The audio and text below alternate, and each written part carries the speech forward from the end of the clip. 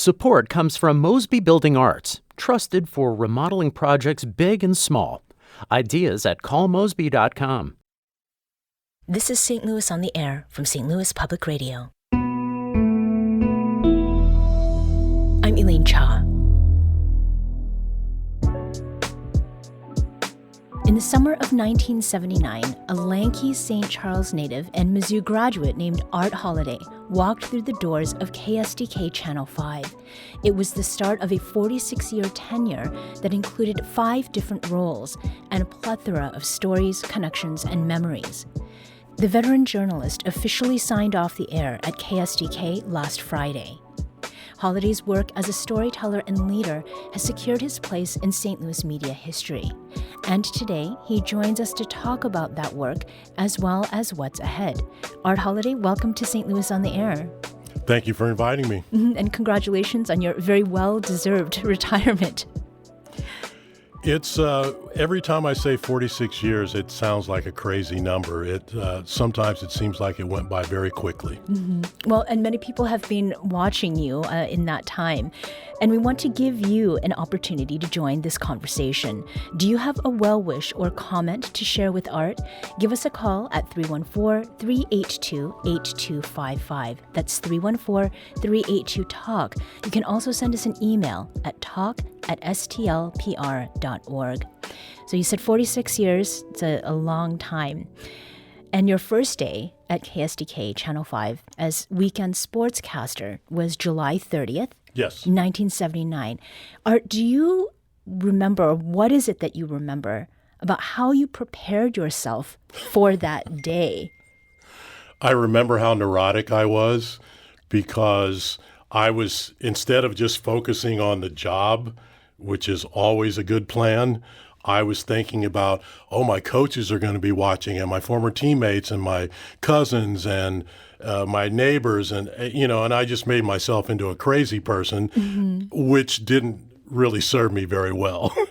But you were young at that time. 25. Yeah. Who was it that you talked to, the night before, Sunday the 29th? Was there some way that you were able to sort of get some moral support from the people around you? I don't have any strong recollection of that. I think I was probably more in my own head at the time. And it was, I had a Facebook post where I talked about my 46 years, and I appreciate the fact in retrospect that the audience gave me time to become whatever I was going to become. I was still not fully formed as a journalist and a sportscaster, so I had a lot of things to learn. And in this business, your mistakes are televised. So, in fact, when I was working in Oklahoma City, they didn't get their first microwave truck until a month before I left to come to St. Louis, which means I had never done a live shot. Oh. Nowadays, that would never happen. Right. So my very first live shot, Ron Jacober was anchoring the sportscast that night, and this is when the football Cardinals were still in St. Louis before they moved to Arizona. They had a preseason game.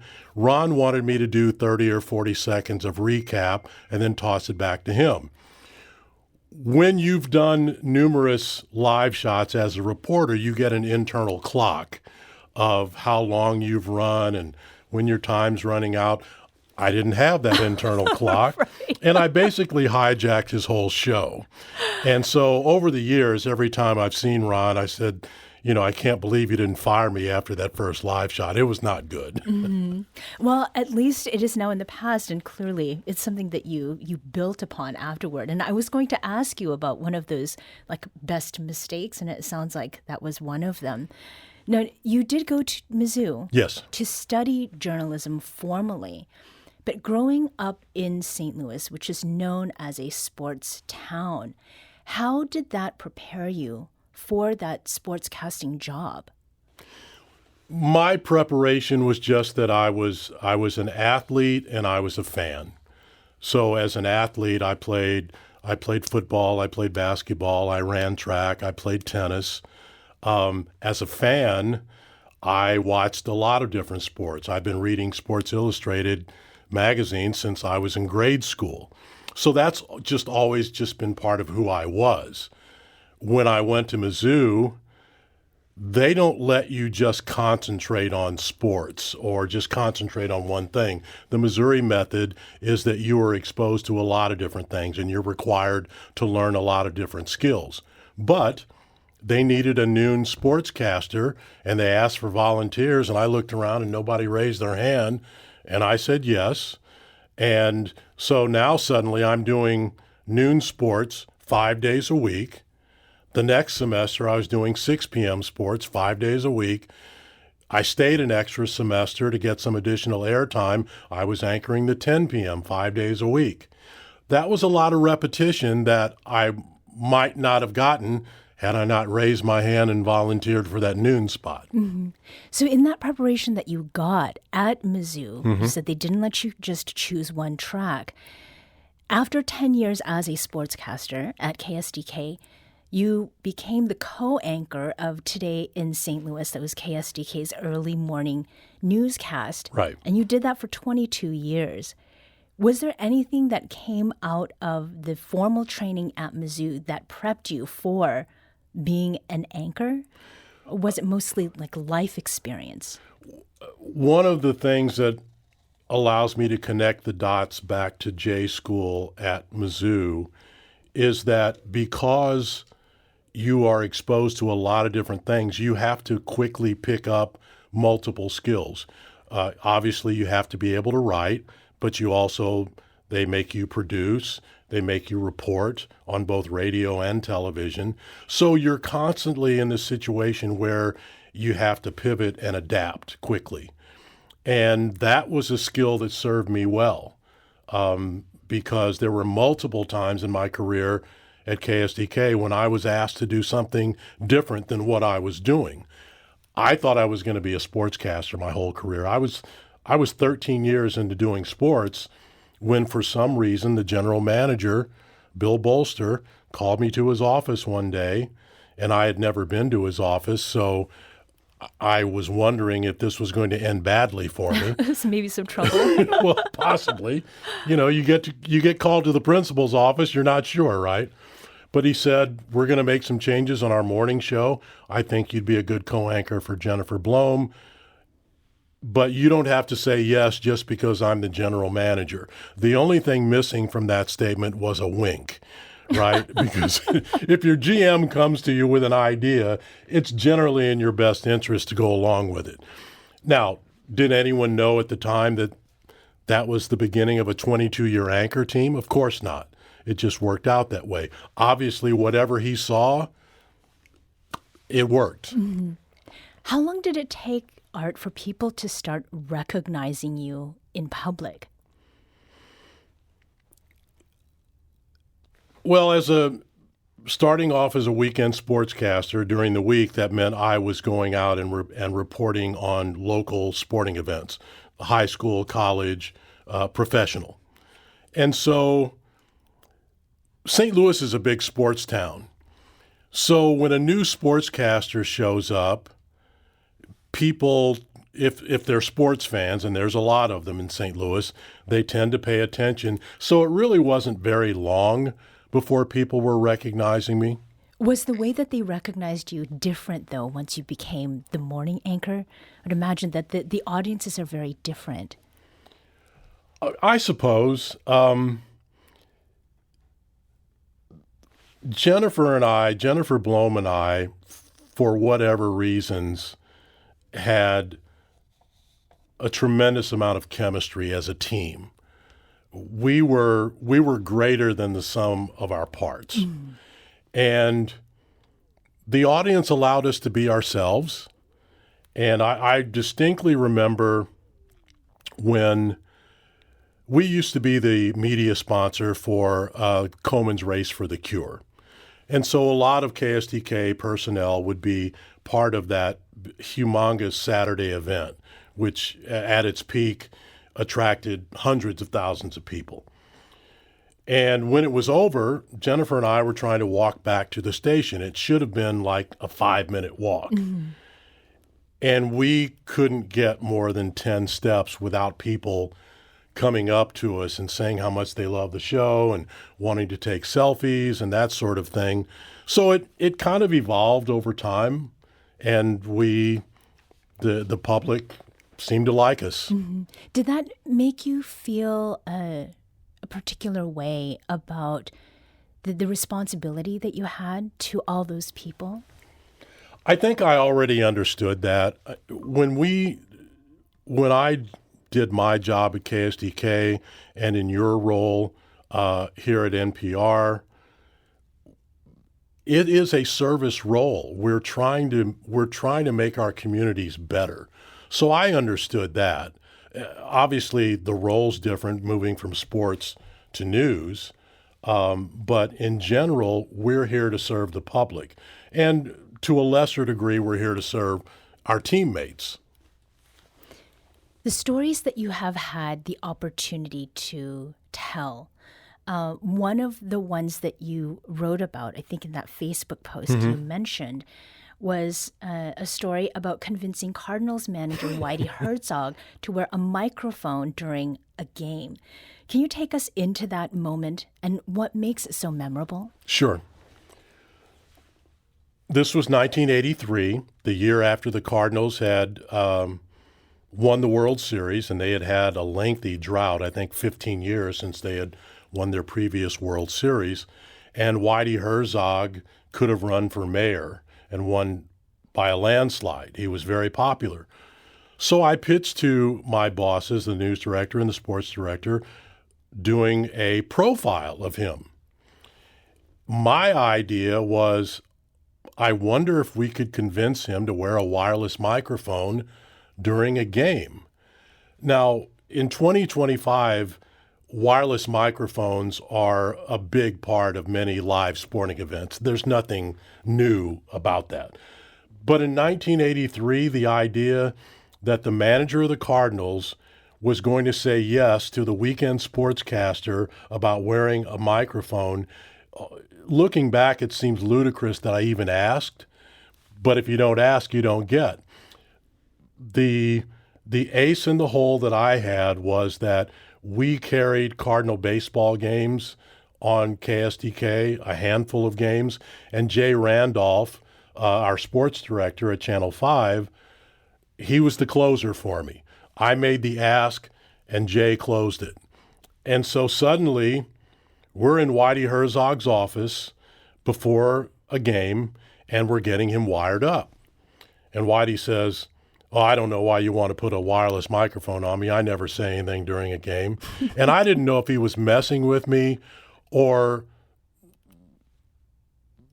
is it possible that he really doesn't say anything during a game? Anyway, I need not have worried. He said a lot. Sure. So there was the pitcher that day was Joaquin Andahar. Cardinal fans will recognize that name. He won 20 games for the Cardinals a couple of times and was a key part of their World Series team. He was struggling that day. And so our camera is in the dugout, not very far from where Whitey was, and we're just kind of following him, hoping to get some great sound. And so he goes over to his pitching coach, Hub Kittle. "Hub, Joaquin doesn't seem to have it today. Should I go out and talk to him?" "Yeah, Whitey, I think you should go talk to him." So he calls time. And all of a sudden, our camera is just following Whitey out to the mound. And anyone who's ever watched a baseball game and seen a manager go out to the mound, they wish there was a wireless microphone because they want to know what's being said. Mm-hmm. Well, apparently, sometimes it involves profanity. And so Whitey's like, "Joaquin, man, you won 20 games for us last year. And you're throwing that blankety-blank up here today? Now take the blankety-blank ball and throw it like you blankety-blank can." "Okay, Whitey." And so that was like reporting gold. Right. Now, right. we had to bleep it for FCC. Yes. We know that well. But that made it even better because now all of a sudden we got a window into Whitey Herzog and how he operated. And then later on in the game, the Cardinals were in the middle of a multi-run rally. And Whitey was like a maestro conducting the orchestra. He was like 3 or 4 batters ahead of what was actually taking place on the field. Mike Ramsey, if this happens, you're going to do this. David Green, if this happens, you're going to do this. And I mean, I couldn't have scripted it any better. If you wanted to see why Whitey was considered one of the great managers of the day, we were about to show you, because he allowed us to put that wireless microphone on him, and we got to see him in his element. The ending of that story, we wound up doing a 3-part series on 3 different nights. Each part was about 4 minutes long, which was unheard of, and it turned out really, really well. Got a very positive reaction. Decades later, we were doing a weekly Cardinals show, and our producer, Andy Moeller, resurrected some of that Whitey Herzog piece that I had done. And people were coming up to Whitey and saying, "Oh, I saw that piece that Art Holliday did back in the 80s on you. It's really great." And Whitey had never seen it. He was kind of busy running a baseball team. Right. So his personal assistant called our newsroom and asked for a DVD copy. We sent it to him. A couple of weeks later, I get a call at my desk. "Art, Whitey Herzog." And I'm thinking to myself, well, this doesn't happen every day. And I said, "Whitey, what can I do for you?" And he started to thank me for making the DVD. And then I could tell in his voice that he was getting emotional. And he started talking about how he sat down with his grandkids who weren't born when he was managing the Cardinals. And he got to show them what Grandpa was all about. And he closed the call by saying, "If you ever need anything from me, all you have to do is ask." And that turned out to be the case. Art, how much of that story, how it touched people, including Whitey Herzog himself, his grandchildren.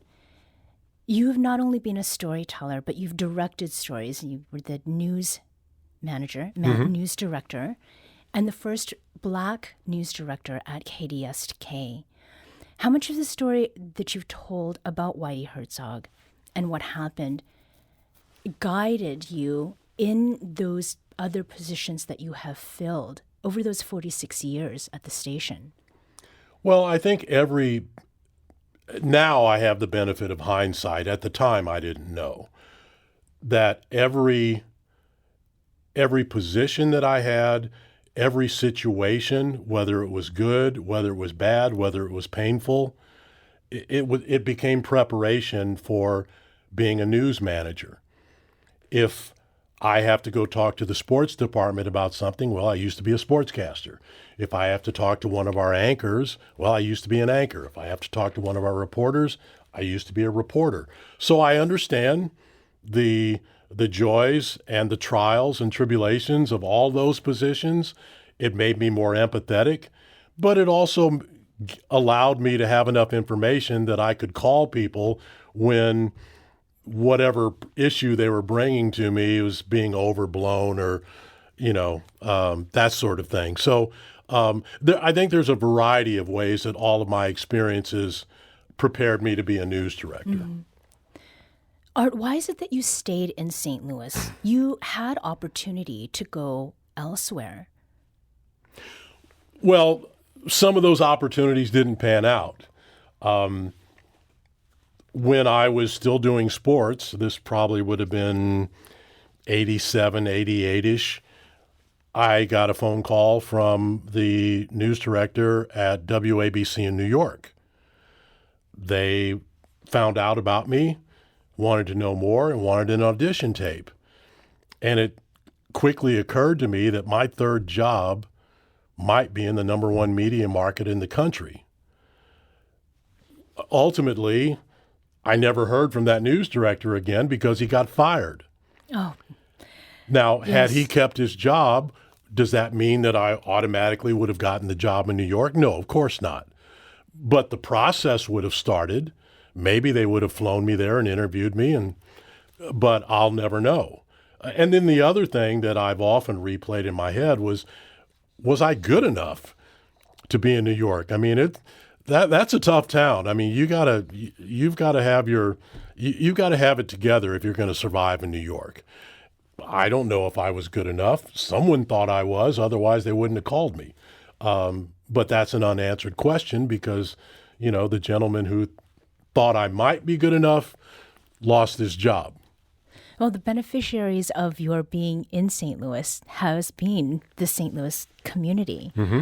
And the connections that you've made over all of that time, what you've seen happen also with the landscape and having the benefit of being able to see what worked before, what is changing. In the time that you have been here, I mean, what do you think that local television news has been uniquely positioned to get right?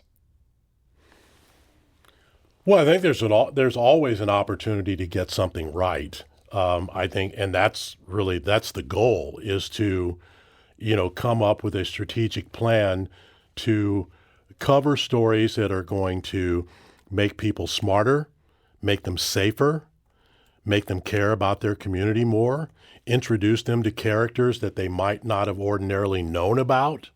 I think there's a variety of ways that we serve our community.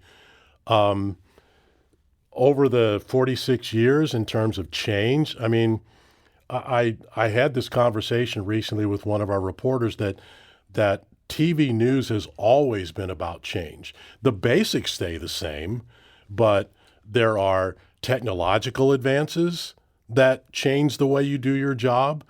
There are the invention of the internet has really upended a lot of journalism of all kinds, not just broadcast.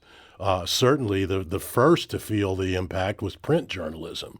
But we're all dealing with this amazing invention of the internet and trying to figure out what it means to survive.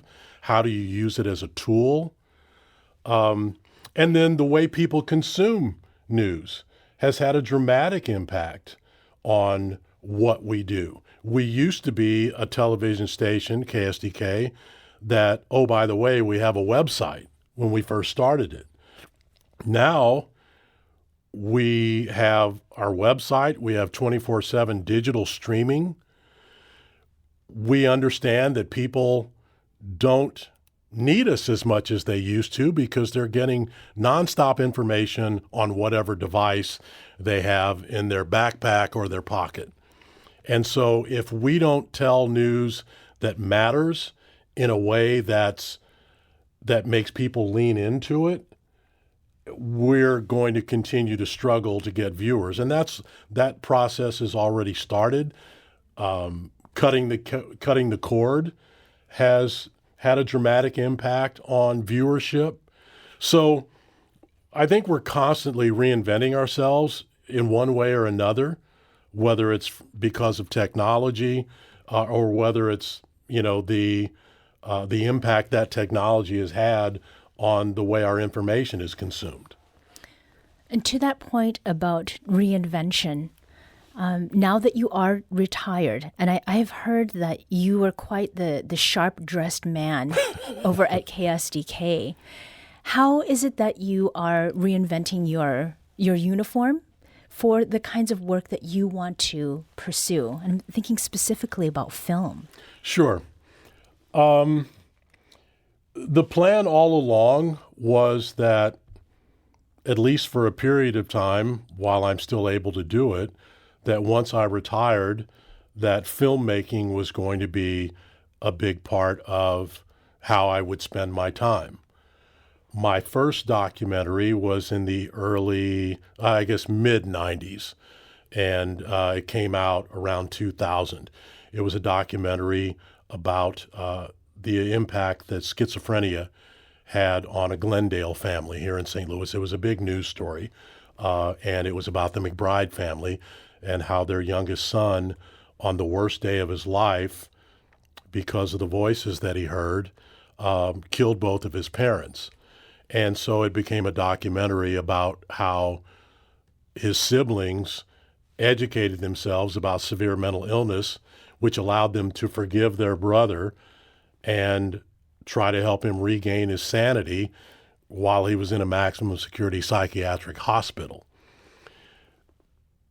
I know how to tell a story, but there's a lot more to documentary filmmaking than just telling the story. There's also the business of documentary filmmaking, because you're not just doing it so that it sits on your computer. Hopefully you figure out a way that people can see it. And so that was really my first introduction to documentary filmmaking. I knew that there was a lot that I had to learn.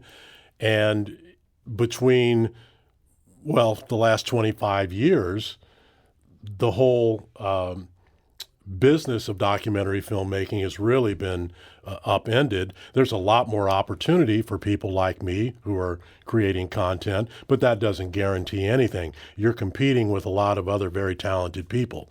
So I have 2 documentaries that I'm working on, and so I'm hoping that one day I can come on here and say it's actually going to be in a theater or being streamed somewhere. Mm-hmm. Well, we certainly want to keep up with you and make sure that we're continuing that conversation about the work that you are contributing, not only to storytelling, but to these kinds of connections with other people's stories that are so important. Art Holliday is a veteran of St. Louis news media. After 46 years of working in 5 different positions, including news director at KSDK Channel 5, he retired this past Friday. Art, thank you so much for talking with us today about your career, and happy retirement. Elaine, thank you for having me. This episode was produced by Elaine Shaw. Our audio engineer is Aaron Dorr. This podcast was mixed and edited by Aaron. Our executive producer is Alex Hoyer. St. Louis on the Air is a production of St. Louis Public Radio. Understanding starts here. Do you find yourself regularly listening to episodes of St. Louis on the Air? Suggest us to a friend you think might enjoy our conversations. And leave us a review and rating on Apple Podcasts on the App Store. It's the simplest way to help people discover our show. Thanks. St. Louis Public Radio is a member-supported service of the University of Missouri St. Louis.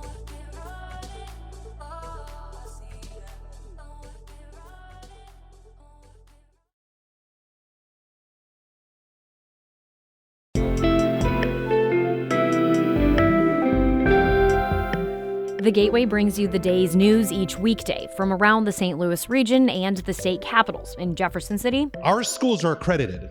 We don't need this bill. And Springfield. How many more years must pass before lawmakers see time is of the essence? I'm Abby Larico. Join me each weekday for The Gateway on the STLPR app or wherever you get podcasts.